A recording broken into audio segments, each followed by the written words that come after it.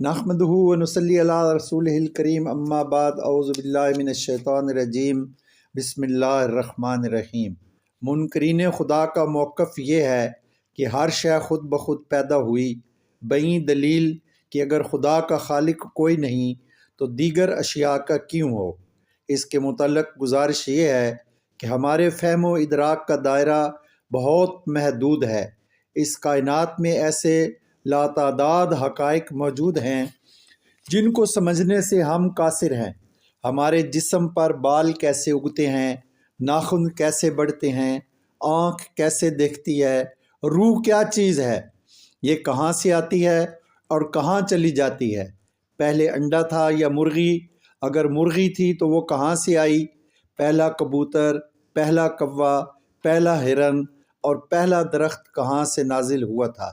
जब हमारी नाकिस अक्ल इन छोटे छोटे मसाइल को समझ नहीं सकती, हल नहीं कर सकती, तो कायनात के सबसे बड़े राज यानी खुदा को कैसे समझ सकती है। हमारा काम सिर्फ इतना ही है कि कायनाती आयात व शवाहिद पर गौर करने के बाद हम एक हमा दानिश खालिक का वजूद तस्लीम करें। रहा ये सवाल कि वो खालिक कहाँ से आया था, इसके जवाब के लिए हमें उस वक्त का इंतज़ार करना पड़ेगा जब आँखों से हिजाब उठ जाएंगे, हर हकीकत जलवागर होगी और कोई राज राज नहीं रहेगा। व नुफ़िख़ फ़िस्सूर ज़ालिका यौमुल वईद व जाअत कुल्लु नफ्सिम माअहा साइकुम व शहीद लक़द कुन्त फ़ी गफ़लतिम मिन हाज़ा फ़कशफ़ना अन्का ग़िताअका फ़बसरुकल यौम हदीद। फरिश्तों ने नाकूस फूंका और रोज़े वादा यानी क़यामत का दिन तुलू हो गया।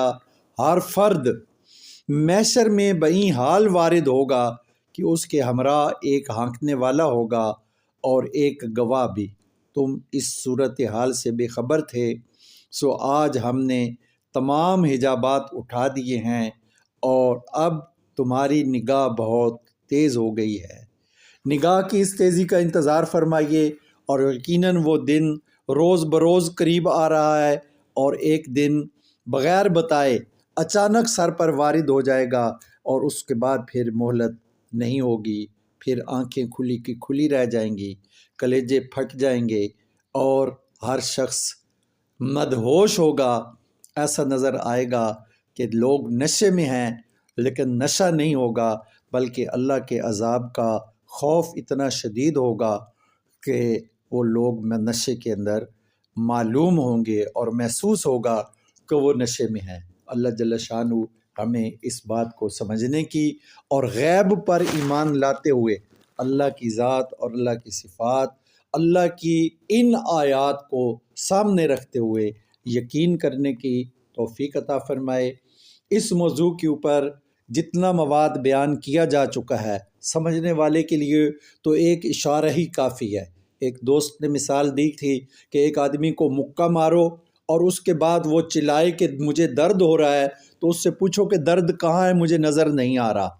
तो ईमान लाने वालों के लिए तो इतना भी काफ़ी है।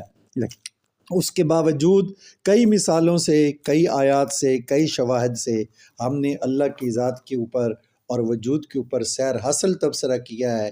इंशाअल्लाह ये इसके ऊपर फ़िलहाल इक्तफ़ा करेंगे और आगे अगला उन्वान के इल्हाद मग़रब का मशरिक़ के ऊपर क्या असर है और इससे हम कैसे बच कैसे बच सकते हैं, इसके बारे में इंशाअल्लाह अगले क्लिप्स में सैर हासिल तबसरा होगा और बयान होगा।